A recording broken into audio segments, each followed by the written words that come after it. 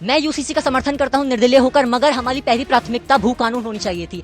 हमारी पहली प्राथमिकता अंकिता हत्याकांड को न्याय होना चाहिए था। मैं विकास के मुद्दे पर वोट दूंगा, और विकास यानी कि मोदी सरकार, भाजपा सरकार। पड़ा होगा जब परेड ग्राउंड के गांधी पार्क के बाहर बॉबी पवार अपने समर्थकों के साथ किसी धरने को लेकर बैठे थे, तो पुलिस वालों पर उस समय पथराव किया गया, ईंटें फेंकी गई। तो बॉबी पवार उत्तराखंड के युवाओं को किस ओर ले जाना चाह रहे हैं?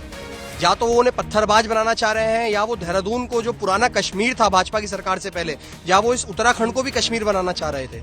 और इस तरह बॉबी पवार जैसे कुछ लोग होते हैं जो कांग्रेस में भी है, युवाओं को इस प्रकार भड़का के सरकार के खिलाफ प्रदर्शन करके उन्हीं की जिंदगी खराब करने का काम वो करते हैं। कि उत्तराखंड में 1 अप्रैल से सस्ती होगी देशी और विदेशी शराब, और ठीक उसी एक हफ्ते बाद की हेडलाइन आती है कि स्कूल ड्रेस और किताबों पे बड़ी महंगाई। तो आप बताइए कि उत्तराखंड किस ओर जा रहा है? कि उत्तराखंड में पूरी तरह से जो पलायन था लोगों का, जो पहाड़ों से लोग जा रहे थे प्लेन में रहने के लिए, वो पूरी तरह से मोदी सरकार में रुक चुका है। देश है ये, यहाँ से सबसे ज्यादा सैनिक भर्ती होते थे, लेकिन अग्निवीर जो योजना यहाँ पर जो सरकार ने लाई है, उसका बहुत ही ज्यादा यहाँ पर युवा भी यहाँ पे क्रिटिसाइज कर रहे हैं और हम लोग भी क्रिटिसाइज कर रहे हैं, क्योंकि सबको पता है कि जो 4 साल की जो भर्ती है ये एकदम युवाओं को गड्ढे में खदेलने वाली बात है।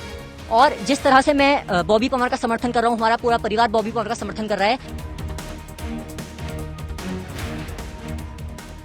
उत्तराखंड तक की चुनावी यात्रा पहुंची है टिहरी लोकसभा क्षेत्र के अंदर, और यहाँ पर हम मौजूद हैं देहरादून में। ये राजपुर विधानसभा क्षेत्र है जहाँ के डीएवी कॉलेज में इस वक्त में मौजूद हूँ, और यहाँ के जो स्टूडेंट्स हैं उनसे आज हम बातचीत करने वाले हैं कि आखिरकार वो किससे वोट करने वाले हैं। टिहरी की जो यहाँ पर कह सकते हैं रियासत है उसकी तरफ जाएंगे, या फिर जो नए कैंडिडेट हैं बॉबी पवार निर्दलीय जो उतर रहे हैं उनको पसंद करते हैं, या फिर जो कांग्रेस के कैंडिडेट हैं जोत सिंह गुनसोला उनको वोट करने वाले हैं। तो आइए समय के करके जानते हैं। आपसे बात करना चाहेंगे, क्या नाम है आपका? मेरा नाम आयुष ध्यानी है और मैं डीएवी पीजी महाविद्यालय देहरादून से, शायद जो उत्तराखंड का सबसे बड़ा सरकारी महाविद्यालय है। और आज मैं आपको एक कटिंग दिखाना चाहता हूँ, शायद से आपको ना दिख पाए, लेकिन मैं आपको बताना चाहता हूँ कि इसमें एक लिखा है न्यूज़पेपर की कटिंग में कि उत्तराखंड में 1 अप्रैल से सस्ती होगी देशी और विदेशी शराब, और ठीक उसी एक हफ्ते बाद की हेडलाइन आती है कि स्कूल ड्रेस और किताबों पे बड़ी महंगाई। तो आप बताइए कि उत्तराखंड किस ओर जा रहा है? मैं यूसीसी का समर्थन करता हूं निर्दलीय होकर, मगर हमारी पहली प्राथमिकता भू कानून होनी चाहिए थी। हमारी पहली प्राथमिकता अंकिता हत्याकांड को न्याय होना चाहिए था। मगर आज वही जो रानी लक्ष्मी शाह, जिसको लोग नहीं जानते, ये बात केवल उत्तराखंड तक मशहूर नहीं है, ये बात केवल दिल्ली तक मशहूर नहीं है, बात उत्तराखंड से लेकर कन्याकुमारी तक मशहूर है कि वो टिहरी के कौन से खेत, गांव और खलियान दिखते हैं जहां पर वो महल नजर नहीं आते। साथियों, मुझे याद है कि मैं 1.5 साल पहले अभी कैबिनेट लगाई थी बॉबी पवार जी ने, तो मैं वहां गया था। उस टेंट के अंदर वो व्यक्ति 1.5 साल से रह रहा है, जहां पर उनके पीछे परोक्ष में एक लाल बहादुर शास्त्री की और एक जो है गांधी जी की तस्वीर लगी थी, और बगल में एक ऐसा चूल्हा था जो शायद से काम ना करता हो। आज युवा शक्ति जो है, चाहे जौनसार एक तरफा जा रहा हो और देहरादून में भी थोड़ी थोड़ी हवा चल रही है अब, लेकिन हाँ, अभी देखते हैं कि क्या होगा। मगर ये है कि हम बॉबी पवार को समर्थन कर रहे हैं, और जिस ओर से मैं अटक रहा हूं। आपसे पूछना चाहूंगी, आप बताइए, आप अगर वोट कर रहे हैं तो किन मुद्दों को लेकर कर रहे हैं? जी, सबसे पहले तो मैं आप लोगों का धन्यवाद करता हूं कि आप लोगों ने बच्चों की मांग को लेकर यहाँ पर सभा लगाई है। देखिए, जो युवाओं का सबसे पहले मुद्दा तो ये है, और उत्तराखंड की खासकर मैं बात करूं, सैन्य बहुल्य प्रदेश है ये, यहाँ से सबसे ज्यादा सैनिक भर्ती होते थे, लेकिन अग्निवीर जो योजना यहाँ पर जो सरकार ने लाई है, उसका बहुत ही ज्यादा यहाँ पर युवा भी यहाँ पे क्रिटिसाइज कर रहे हैं और हम लोग भी क्रिटिसाइज कर रहे हैं, क्योंकि सबको पता है कि जो 4 साल की जो भर्ती है ये एकदम युवाओं को गड्ढे में खदेलने वाली बात है। आप 4 साल में उन्हें क्या दे रहे हैं? ना आप उन्हें पेंशन दे रहे हैं, आप उन्हें 6 महीने की ट्रेनिंग के उससे आप लोग उन्हें भेज दे रहे हैं। उनकी जान का सवाल है उनके। अब देखो, सैनिक एक ऐसी आर्मी एक ऐसी चीज है जो आपके दिल से आती है, ठीक है? आप लोग भर्ती ऐसे हम लोग नहीं हो सकते भर्ती, ये आपके दिल से आनी चाहिए कि आपको आर्मी में जाना है। अब आप किसी को 6 महीने की ट्रेनिंग देंगे एंड देन आप उसके बाद भर्ती कर देंगे उसको, और फिर उसके बाद आप बाकी परसेंटेज में आप लोगों को हटा देंगे वहां से। तो आप मेरे को बताइए, 4 साल उसने अपने दिए, देश को दिए, उसके बाद वो अगर हट जाता है, ना उसे पेंशन मिलती है, ना उसे कुछ मिलता है, तो वो देश के लिए क्यों सेवा करेगा?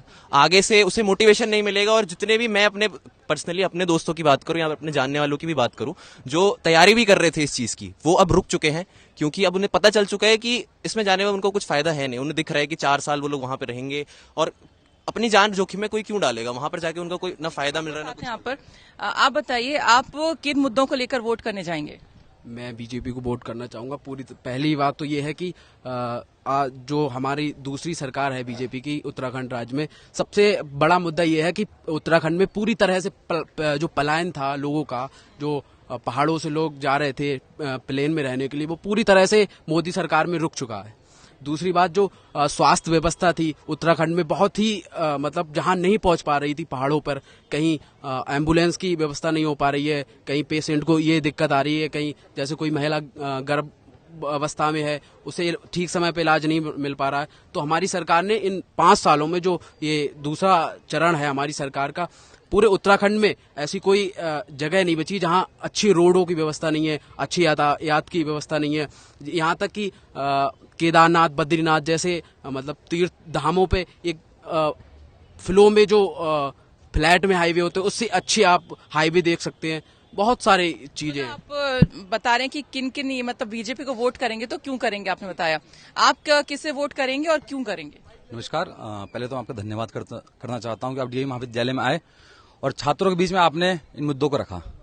मैं विकास के मुद्दे पर वोट दूंगा, और विकास यानी कि मोदी सरकार, भाजपा सरकार। मेरे भाई साथी ने बताया कि युवा आजकल जाना नहीं चाहता आर्मी में। शायद मेरे भाई को पता नहीं है कि ये लगता है कि ये गए नहीं वहां पे देखने जब भर्तियां होती हैं।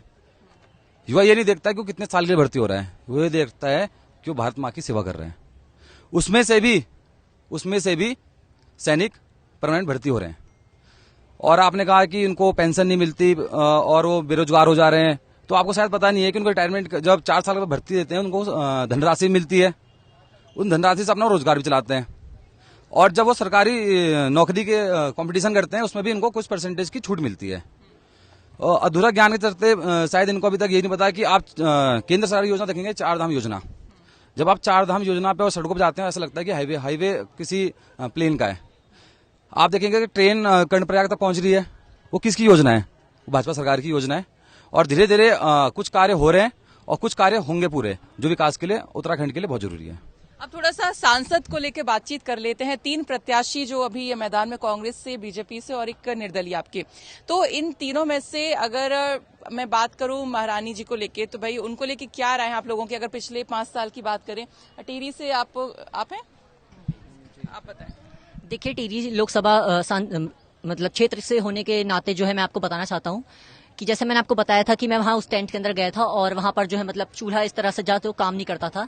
और आज वो संसद जिसको युवा नहीं जानते, आज वो संसद जो कहती है कि मैं आने वाले समय में अपनी बेटी को टिकट दिलाऊंगी या जो भी करूंगी, जो उनके शब्द थे भी मैंने कुछ समय पहले सुने थे, और वही जो आज अपनी सांसद निधि खर्च से जो है अपनी जो है दी हुई रकम जो खर्च नहीं कर पाई, तो उसके लिए आप बताइए कि कहां तक उचित है कि हम उनको वोट दें आगे। और जिस तरह से मैं बॉबी पवार का समर्थन कर रहा हूं, हमारा पूरा परिवार बॉबी पवार का समर्थन कर रहा है, मैं हर एक बूथ बस्ता सजाऊंगा ठीक उसी तरह से जिस तरह से लोग पाक महीने में अल्लाह पवार को क्यों समर्थन कर रहे हैं, क्या कारण है? देखिए, वो व्यक्ति जो है जौनसार से रह रहे हैं देहरादून में 1.5 साल से। मैंने उनके टेंट में पर्सनली विजिट करा था और उनकी कैबिनेट का इंटरव्यू भी लिया था। मैं थोड़ा बहुत भी न्यूज चैनल चलाता हूं और अपने साथ था, मतलब भैया के साथ, तो मैं वहां गया था और मैंने उनकी मतलब एक तरीके से आंतरिक भावना को समझा था। और आज जो युवा उनके साथ खड़ा है वो बताता है कि उनका दर्द क्या है। उनका आप मैनिफेस्टो पढ़िए, मैं आपको जरूर भेजूंगा। उसमें भू कानून, अंकिता हत्याकांड और अन्य ऐसे मुद्दे हैं जो उत्तराखंड के लिए जरूरी है।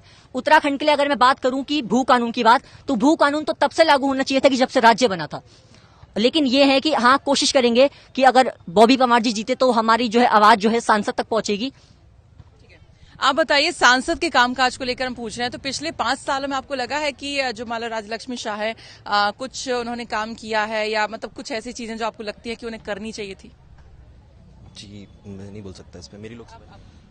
देखिए, टिहरी लोकसभा क्षेत्र की बात करें तो ज्यादा से ज्यादा मुझे लगता है कि मैंने विजिट किया तो कहीं पे भी मुझे नहीं लगता कि एक दो सड़क रह गई हो। बाकी सारी जो सड़कें हैं पहाड़ की हमारे, पूरी तरह से अच्छी व्यवस्था, प्रधानमंत्री सड़क योजना हो या फिर सांसद निधि से हो, पूरी तरह से अच्छी व्यवस्था है पहाड़ों पर। और बहुत सारी टूरिज्म की बहुत सारी फैकल्टी हुई है जो उत्तराखंड का एक मेन सोर्स है इकोनॉमी का, और बहुत सारी चीजें हैं।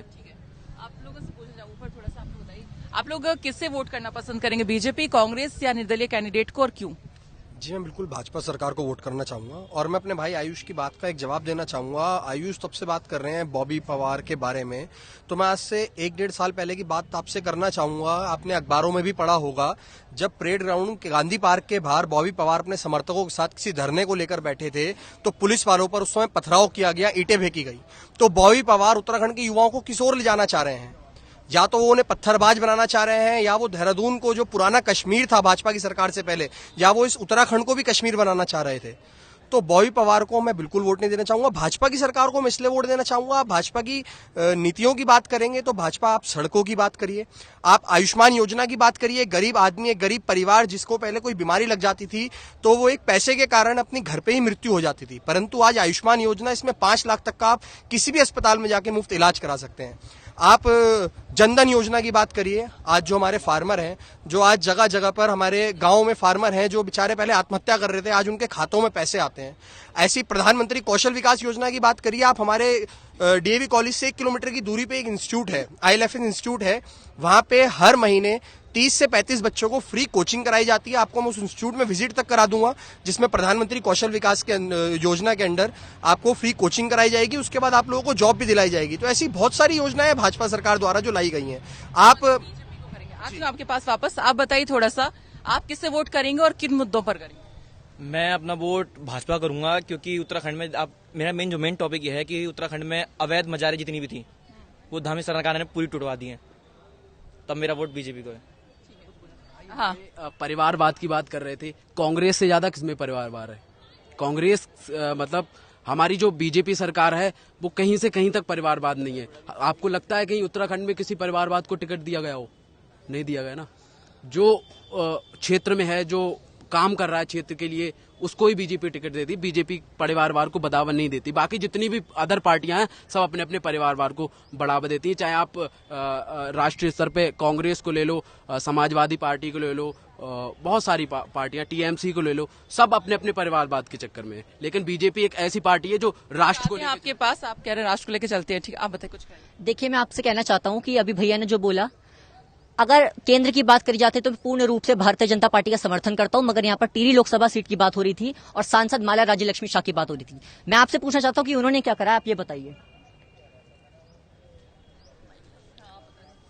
जो हमारी केंद्र सरकार की योजना है, सारी योजनाएं टिहरी वासियों को मिली हैं। ऐसी कोई योजना नहीं है जो जिससे टिहरी, हमारे लोकसभा के जो लोग हैं वो वंचित रहे हो। चाहे वो किसान सम्मान निधि योजना हो, चाहे वो कौशल विकास योजना हो, चाहे वो स्वास्थ्य की कोई भी योजना हो, चाहे वो राज्य की सड़कें हो, चाहे वो टिहरी लोकसभा के पर्यटन स्थल हो, कोई भी हो, टिहरी लेक हो, कोई भी हो, मतलब जिस पर्यटन क्षेत्र में है सबको बढ़ावा दे मिला। आप बताइए क्या काम किया? देखिए, एक सांसद निधि में जितने भी काम आते हैं, मेरे को नहीं लगता है कि ऐसा कोई काम रह गया हो। और आप टिहरी लोकसभा के अंदर यदि घूमेंगे तो उसमें जितनी विधानसभाएं आती हैं, मुझे नहीं लगता ऐसी कोई भी विधानसभा टिहरी जो हमारी सांसद हैं उनकी सांसद निधि से वंचित रह गई हो। और मैं छोटे भाई से पूछना चाहता हूं, यदि सांसद ने 5 साल में कुछ काम नहीं किया था तो उसके बाद भी वो रिपीट क्यों हुई थी?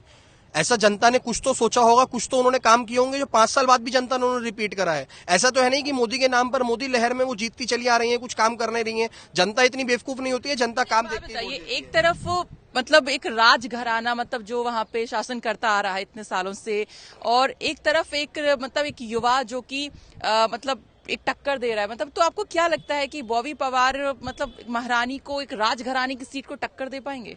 आप बताइए। अच्छा, बताइए। जैसा कि भाई हमारे बॉबी पवार जी की बात कर रहे थे, आपने कहा बॉबी पवार राजघराने को टक्कर दे पाएंगे, ये सरासर झूठ है। बॉबी पवार जिन युवाओं के समर्थन में आज बॉबी पवार हाइप में पहुंचे हैं, उनमें से 80% युवा ऐसा है जिनका आज की डेट में मतदाता पहचान पत्र ही नहीं है। वो और आधा युवा ऐसा है जो आज कोचिंगों में पढ़ रहा है, वो अपनी पढ़ाई छोड़कर बॉबी पवार के साथ गांधी पार्क में धरना देता है।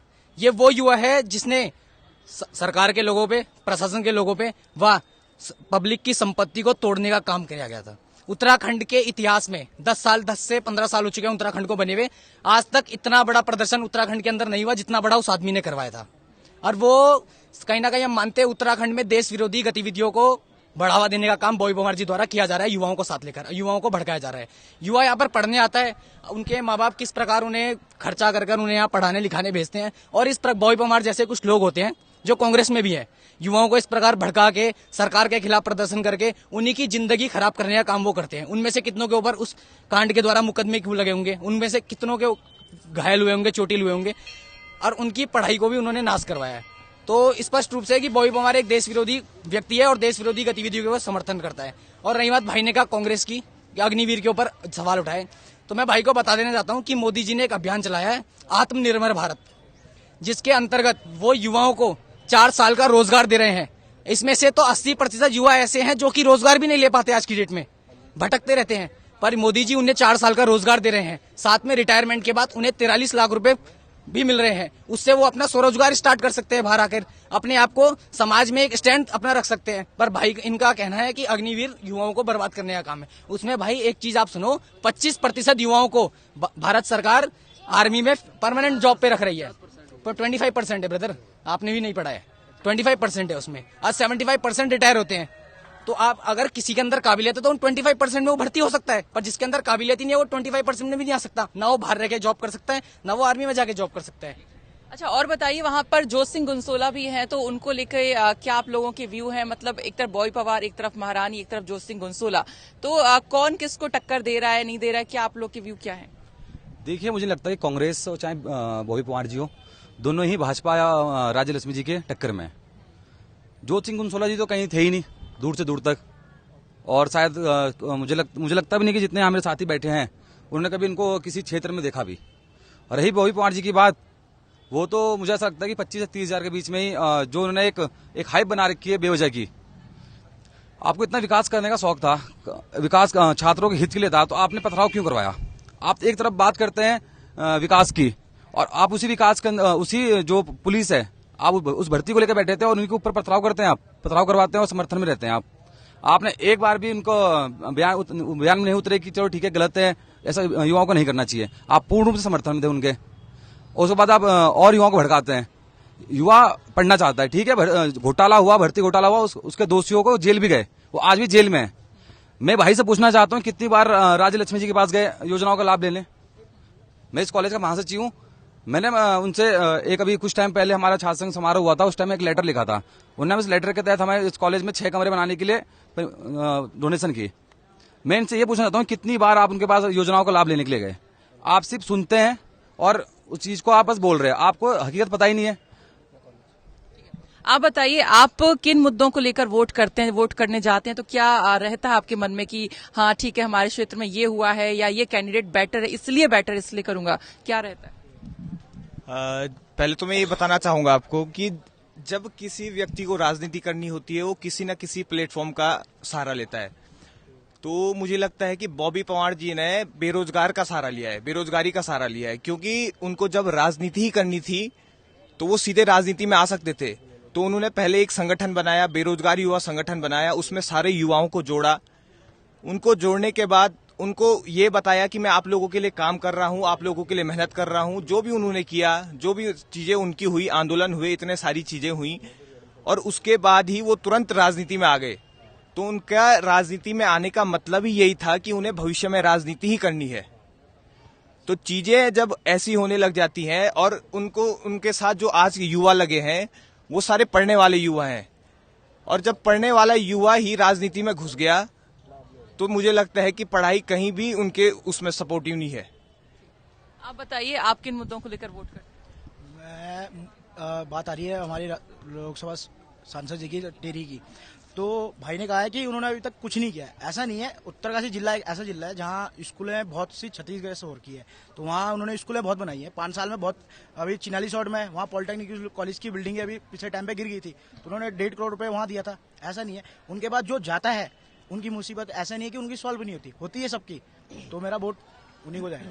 आप बताइए, आप किन मुद्दों को लेकर वोट करते हैं? सर्वप्रथम तो आपको धन्यवाद। मैं वोट अगर अपना मत रखूं तो जो हमारे राष्ट्र हित के लिए काम करेगा, हमारी सनातन एवं सांस्कृतिक की जो सुरक्षा करेगा, जो उसका संरक्षक बनेगा, मैं उसको वोट करूंगा। हम उत्तराखंड के देवभूमि से आने वाले लोग हैं, माथे पे टीके चंदन लगाने वाले, हम पवित्र धरती से आते हैं। तो जो उसका संरक्षक करेगा, जो उसका संरक्षक बनेगा और जो उसे संरक्षक करेगा, मैं उसे वोट करूंगा। आप बताइए, आपसे तो पूछ लिया, जी मुद्दे क्या रहेंगे वही जो आपने बताया थे? विकास। जी, मुद्दे बहुत मुद्दे हैं, मैंने आपको बताया था विकास का मुद्दा है।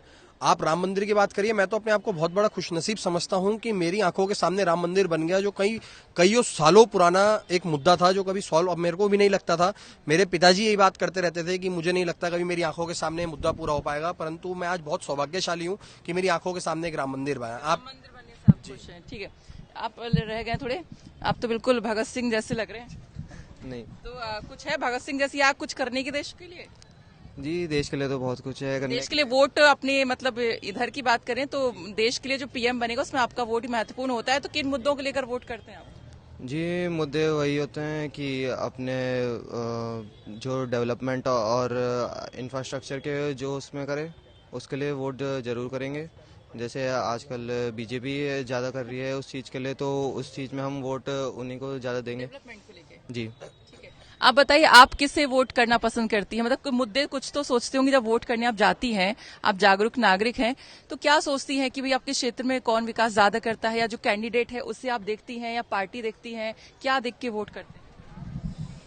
वोट तो बीजेपी को ही दूंगी, क्योंकि ऐसा है कि जैसे जो कन्याएं आर्थिक रूप से कमजोर हैं तो उनके लिए ये है जैसे नंदा गौरा योजना, तो इस वजह से जो आर्थिक रूप से कमजोर कन्याएं भी हैं वो भी शिक्षा कर सकती है कहीं से भी, किसी भी कॉलेज से, तो इस वजह से बीजेपी को ही वोट। हाँ ठीक है, आप बताइए आप कैसे वोट करते हैं? मैं भी बीजेपी को दूंगा। क्या रीजन? उसका रीजन ये है क्योंकि वो मतलब बहुत ज्यादा डेवलपमेंट करे। जैसे उत्तरकाशी साइड है वहाँ पे मतलब गांव ग्रामीण एरिया जहाँ पे अभी तक रोड, मतलब अब तो बीजेपी आगे जब से सरकार तब से मतलब रोड वगैरह जा रही है, अब मतलब काफी डेवलप कर दी है बीजेपी। अगर आगे भी बीजेपी आई तो मतलब सारे गाँव में पहुंच जाएगी मतलब रोड वगैरह। ठीक है, तो कनेक्टिविटी, रोड वगैरह, इंफ्रास्ट्रक्चर, हाँ इसी वजह से, और आप सभी लोग मतलब ज्यादातर रीजन यही समझ में आया। तो ये यहाँ पर डीएवी पीजी कॉलेज जो है टिहरी लोकसभा क्षेत्र के अंदर, इस वक्त हमने यहाँ पर बातचीत की है तमाम स्टूडेंट्स से, तो इनका यही कहना है कि ज्यादातर बच्चे भारतीय जनता पार्टी के साथ हैं, क्योंकि विकास हुआ है और विकास को लेकर ही ये लोग यहाँ पर वोट करेंगे। उत्तराखंड तक के लिए सरिता तिवारी की रिपोर्ट।